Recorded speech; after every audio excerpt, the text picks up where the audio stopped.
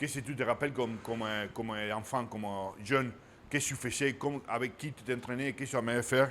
Et, Bah, je vais souvent avec mes potes dans la rue et je disais souvent que c'est ça que je voulais faire quand je serais grand et de pouvoir réaliser un rêve, puisque ça c'est un rêve que tous les jeunes veulent réaliser. C'est juste magnifique. qu'est-ce que tu penses de l'attaquant moderne? Qu'est-ce qui a changé?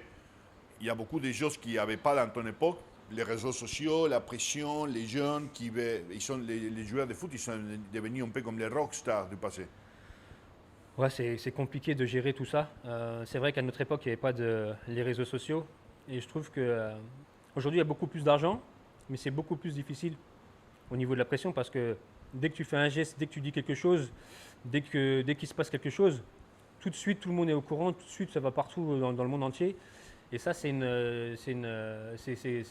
difficile à gérer. Après, voilà, ça fait partie de la nouvelle génération. La nouvelle génération, ils sont pratiquement nés dedans. Ils savent comment faire. Il faut avoir des gens qui te managent ou qui managent les réseaux sociaux avec toi. Parce que c'est vrai que c'est pas facile à gérer et ça va être de plus en plus difficile parce que je ne sais pas comment ça va être dans 10 ans. Mais si aujourd'hui avec les Snapchat, les Facebook, les Instagram, etc., qui existent aujourd'hui, dans 10 ans, ça sera peut-être pire encore. Donc il va falloir être très très fort mentalement pour pouvoir gérer tout ça. Quel conseil tu les donnes aux jeunes? Au niveau sportif et au niveau mental, parce que maintenant c'est une autre époque, il y a beaucoup plus de sensibilité par rapport aux nouvelles générations. Tu as des enfants aussi, souvent tu le vois, par rapport quand tu es des jeunes les jeunes joueurs qui vont devenir pros, qui sont en rêve, jusqu'à quand il faut les suivre, qu'est-ce qu'il ne faut pas laisser de faire parce que ça ne marche pas. Euh, alors déjà, il faut travailler pour pouvoir réaliser son rêve. Après, c'est vrai que en étant parent, moi j'ai des enfants, de regarder comment ça se passe avec tout ce qui se passe avec les réseaux sociaux et comment vivent les jeunes, puisque je connais aussi pas mal de jeunes qui sont dans le centre de formation qui veulent devenir pro. Je leur dirais de travailler très très dur pour pouvoir réaliser ce rêve-là, de pas trop regarder les réseaux sociaux parce que c'est très très compliqué. Quand tu commences à rentrer, de ressortir, ça fait mal à la tête. Donc de pas trop calculer les réseaux sociaux et de vivre la vie du footballeur parce que c'est un métier extraordinaire.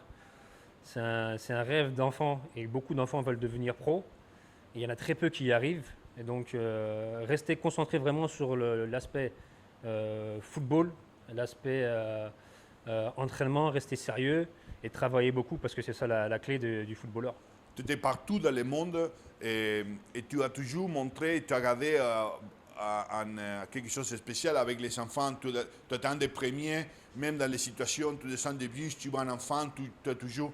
Tu es en Asie, au Japon, en Chine, pas en Amérique du Sud, non? Non. Pas pour les gens, J'ai été au Brésil une fois. au Brésil. Ouais. Et c'est toujours un sentiment pour.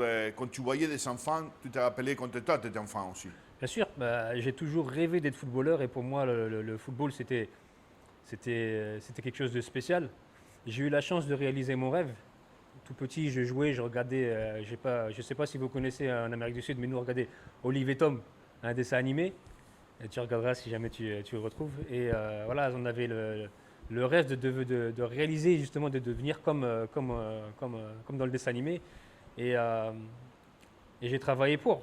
J'ai travaillé pour, mais c'est vrai que quand je regarde les jeunes et quand je vois les enfants à l'entraînement, j'ai toujours ce regard de quand j'étais petit, le rêve de pouvoir devenir footballeur. Et quand je les vois, je me revois peut-être 20 ans, 30 ans en arrière et je me dis, euh, j'ai travaillé pour devenir pro, je sais ce que j'ai fait pour devenir.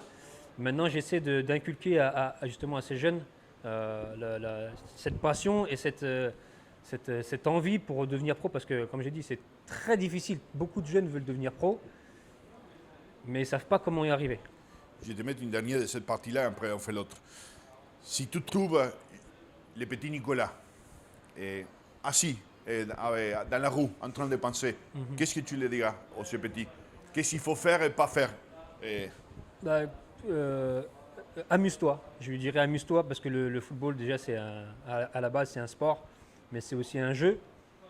C'est un jeu extraordinaire. Donc, prends du plaisir sur le terrain. Déjà, ça, c'est la base. Tu prends pas du plaisir, tu joues pas au football. Donc, amuse-toi.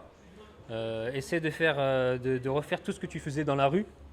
Essaie de le refaire, ce que tu fais. Essaie de refaire sur un terrain, en club déjà. Et ouais, prends du plaisir parce que voilà, le football, il y a beaucoup de pression, beaucoup d'argent, mais à la base du football, c'est le plaisir. Et s'il n'y a pas de plaisir, tu ne joues pas au football.